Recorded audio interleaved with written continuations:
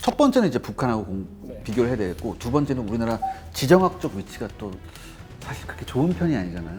일본은 감시 정찰에 관련된 그런 지원기가 매우 뛰어납니다. 상당히 질적으로다는 높은. 중국은 땅덩어리가 넓기 때문에 양적으로다는 우리가 열세, 질적으로다는 좀 비슷하다라고 저는 봅니다. 뭐 제가 단언컨대 북한 공군력은 소위 속된 말로 게임이 안 된다. 저는 뭐 그렇게 말씀드릴 수 있습니다.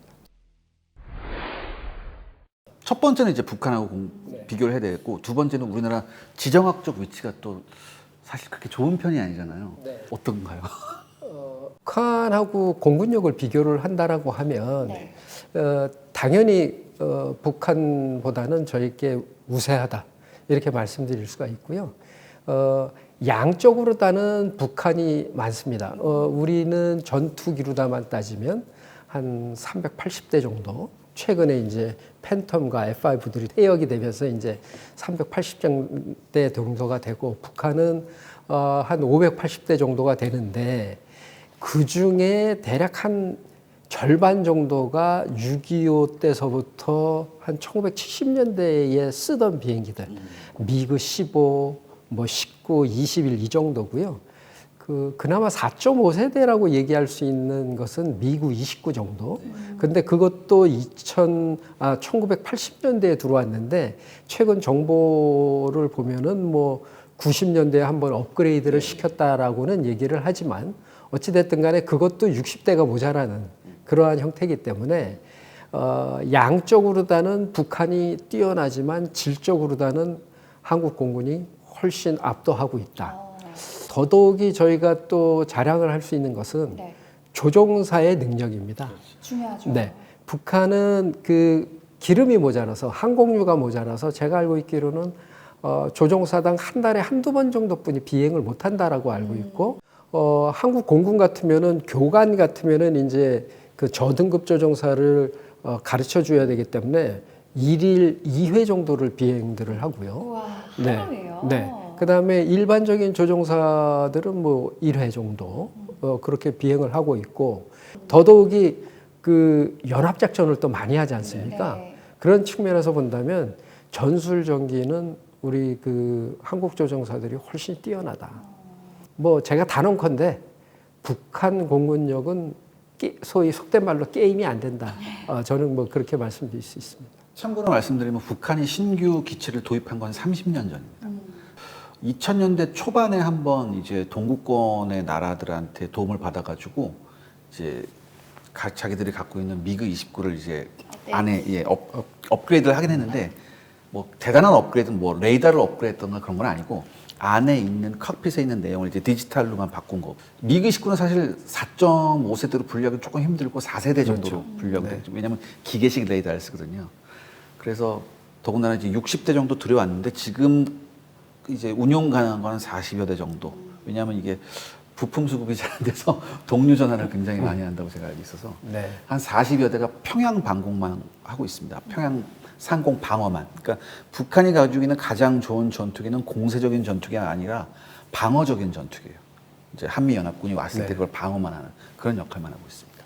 기체로 비교했을 때도 이제 우리나라가 좀 더 우위에 있는데, 그도 그렇지만 이거 조종하는 조종력에 있어서는 뭐 비교할 자체가 못 된다라고 볼 수가 있겠습니다. 그러면 이제 북한뿐만 아니라 아까 대표님도 말씀을 하셨지만, 우리나라가 참 지정학적으로 옆에 일본도 있고 중국도 있고 또 조금 가서 러시아도 있고, 굉장히 이들과 비교했을 때는 과연 어떨까라는 조금 두려움도 좀 있거든요.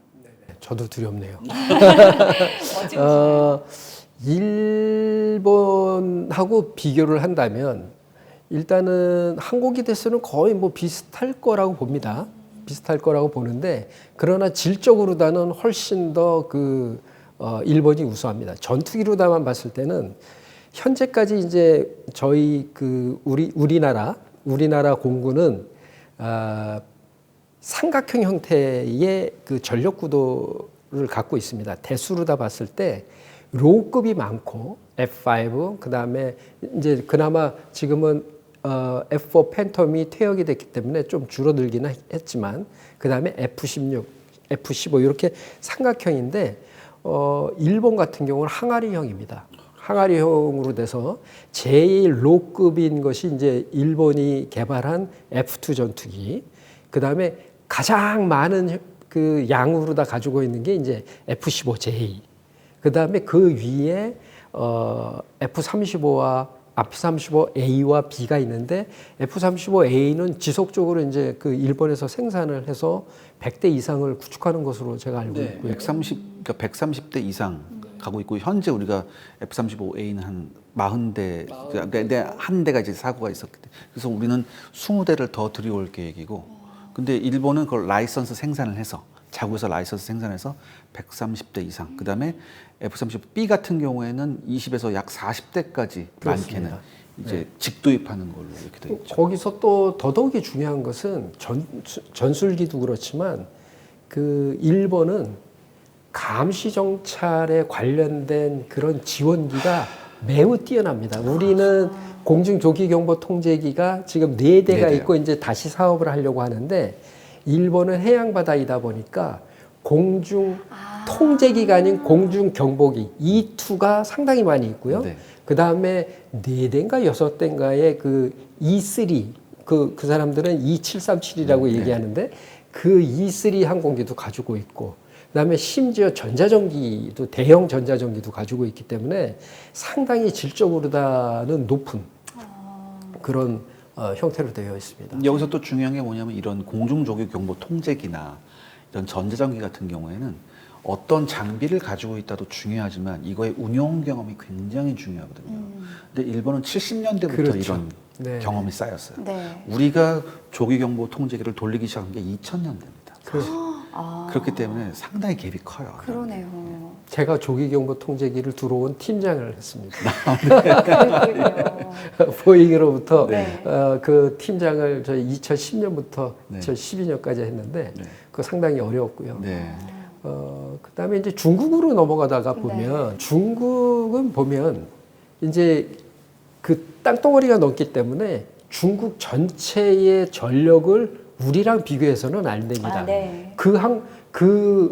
전력이 다 이쪽 우리 서해 쪽으로 올지는 않을 거 아니겠어요? 네. 그렇다면 우리가 봐줄 수 있는 거는 동부 정부하고 맞아요.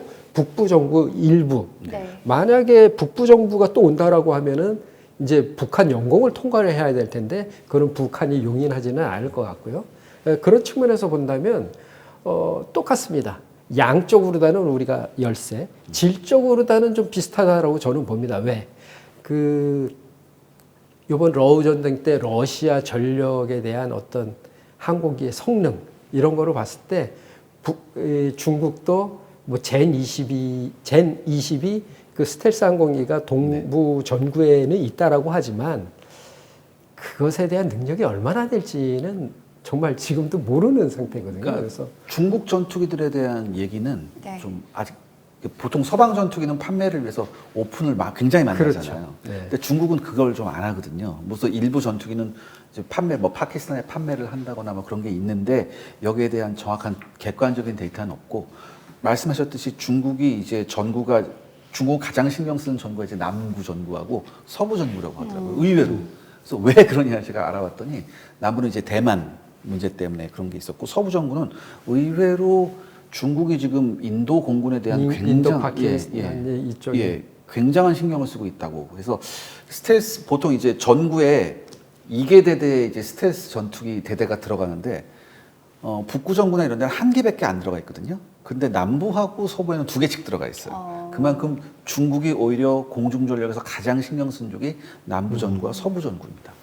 네, 이 우리나라 공군력에 대해서 이야기를 하다 보니까 이제 또 빼놓을 수 없게 네. 이야기 나오게 되는 게 바로 KF-21이잖아요. 기승전 KF-21. 우리가 사실 이 얘기를 하려고 아무 생각 하들야금 해왔는데 대한민국 공군의 독자적인 이 전투기 플랫폼을 처음 갖게 된 것이 KF-21이기 때문에 굉장히 기념비적인 기체이면서도 우리가 이야기하고픈 것들이 많습니다. 그런데 저희가 오늘 누구를 모셨냐? KF-21의 38님을 처음 모셨기 때문에 때문에 네. 저희에게 나눠주시고 싶으신 말씀이 많으실 것 같아요. 어떤가요? 이제 KF-21은 아직은 개발 중인 항공기고요. 많은 분들은 이미 우리가 개발이 돼가지고 네. 뭐 이렇게 운영하고 있는 것처럼 생각하시는 분도 많지만 아직도 개발이 완료되려면은 이제 블록 1 같은 경우는 내년 6월까지를 해야 되는데 현재로서는 정말 그 계획된 대로 큰 문제 없이 가고 있다. 네. 물론 비행을 할 때마다 어떤 결함이라든가 수정 상황은 나옵니다만 그건 그걸 발견하기 위해서 시험 비행을 하는 거니까 그렇죠. 그건 당연히 해야 네네. 되는 것이고 그래서 잘 진행이 돼가고 있고요. 이게 이 정도 온 스케줄이면 유례가 없지 않나요? 유례가 없다라고 봅니다. 저는 유례가 없다라고 보고 거기에 대한 그 한 가지 사례를 들어드리면 2018년에 미 공군이 훈련기를 이제 획득하기 위해서 그 획득 공고를 냈을 때 우리 한국항공 카이하고 락히드 마틴 컨소시엄, 네. 그다음에 이제 보잉이 들어왔는데요. 보잉하고 사브 컨소시엄이 네, 보잉하고 사브 컨소시엄이 들어갔는데 보잉이 땄거든요. 네. 근데 그거를 배치 시기가 제가 알고 있기로는 2024년까지 개발이 완료되는 것으로 알고 있는데 아직도 못하고 있고요. 2년 연기됐죠. 2년뿐만이 아니고 최근 들어보니까 2027년이나 된다는 얘기가 있어요. 이게 엄청난 설계 결함이 있어서 이걸 못 잡아서 이 설계 결함을 소프트웨어로 해결한다 뭐 이런 얘기도 있는데 이게 소위 그 항공기에서 가장 중요한 결함이 뭐냐면 플러터라는 겁니다. 이게 어느 속도 영역이 되면 날개가 이렇게 막 떨리거든요. 네. 이게 공진 현상하고 마찬가지로 이걸 지금 못 잡아내고 네. 있다라는 그런 얘기를 하고 있고요. 그 T7 항공기거든요. 그 T7 항공기는 우리보다도 계약이 2년 뒤에 됐는데 아직도 걔들은 버벅거리고 있는 상태고 우리는 거의 마무리 단계에 들어가 있는 그런 상태고. 더구나 차이가 뭐냐면 걔네들은 그거예요.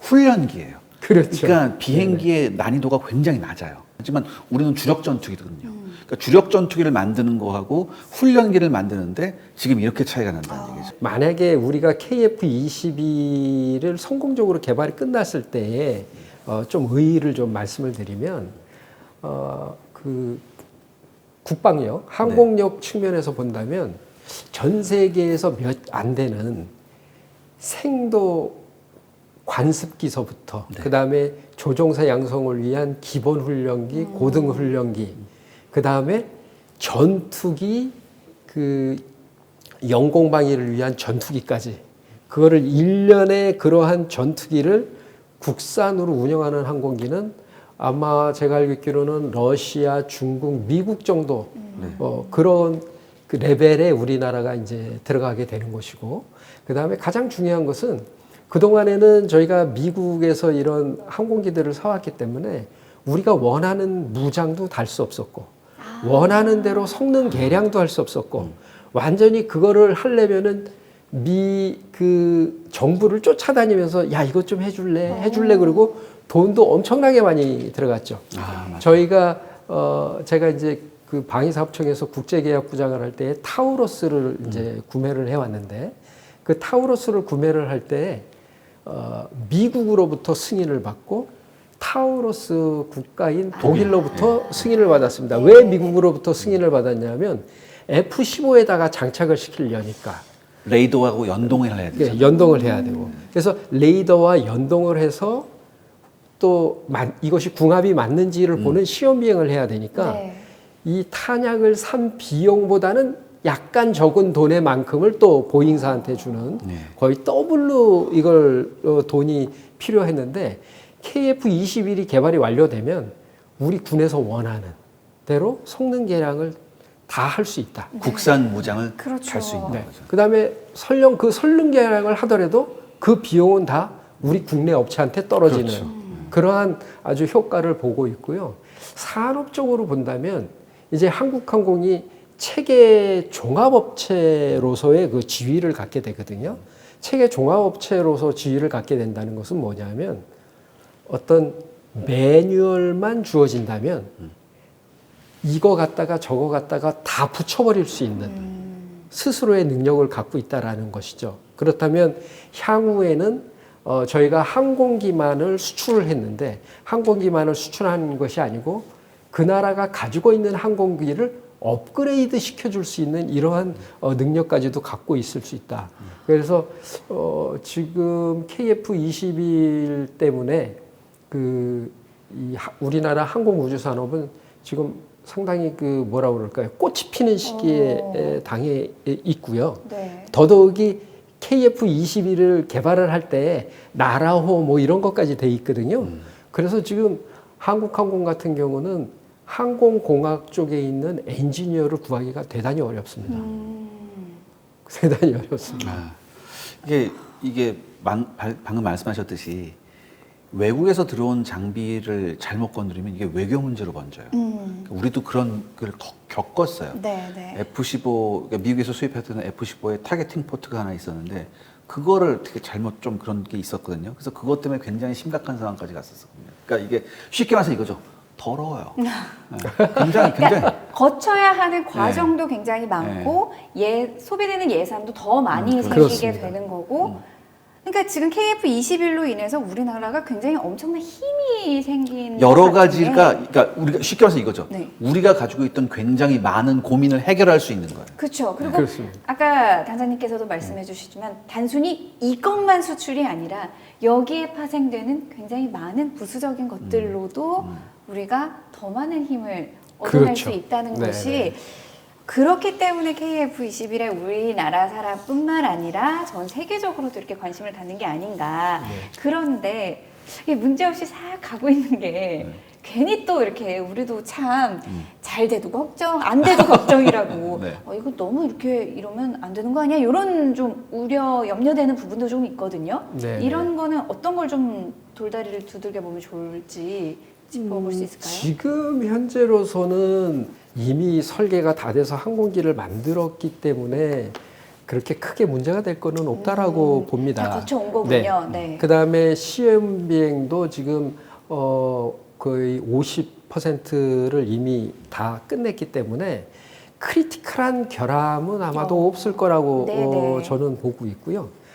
그래서 하지만 꼼꼼히 이제 모든 것을 다시 한번 다 체크를 해봐야 될 것이고, 그 다음에 이제 이 시험 비행은 날씨와 관계가 있거든요. 네. 날씨와 관계가 있기 때문에 전력화 시기를, 그러니까 그 개발 완료 시기를 맞추기 위해서는 정말 적절한 방법을 써서 점검할 것들을 다 점검을 해야죠. 예를 든다면 지금 방위사업청하고 한국항공은 어떤 형태를 가지고 있냐면 6대의 항공기, 그 시험 항공기를 그 사천에서 처음에는 시험 비행만 했는데 네. 거기서 하기에는 너무 그 비행 그 항적들이 많기 때문에 일부 2대를 때때로 저쪽 서산 쪽에다가 옮겨서 거기서 시험 비행도 하고 해서 지금 이제 사실은 날짜적으로 봤을 때는 지금 현재로서는 한 70% 정도는 맞췄어야 됩니다. 근데 이제 한 비하인드 돼 있는 것이죠. 근데 금방 따라잡을 수 있을 거라고 저는 생각합니다. 근데 이 단장님께서 그 현직에 계실 때 알려지지 않는 이 네네. 개발 비자도 있다고 들었거든요. 우리 또 이런 얘기 그거 알죠? 네. 그 교생 선생님 오시면 첫사랑 얘기 그렇죠. 해달라 이런 것처럼 네. 이게 우리가 이제 뉴스를 통해서 많이 들은 이야기들 말고 단장님만 알고 계시는 이런 개발 비자 같은 거 있으면 전달해 주시죠. 엄청나게 많죠. 아 엄청나게 그래요? 많죠. 네. A사 게이다를 전체 100%를 우리가 개발하는 건 아니었어요. 제가 이제 전역한 이후에 2015년에 큰 일이 터진 것이 이제 뭐냐면 미국으로부터 기술 이전을 못 받는다. 뭐 이런 게 터졌거든요. 우리가 이제 3차 FX 사업하면서 절충계획으로 바뀌어 있는데 미국에서 승인이 안 나는 거죠. 의회에서 승인이 안 나고. 근데 거기에 잘못 알려진 것이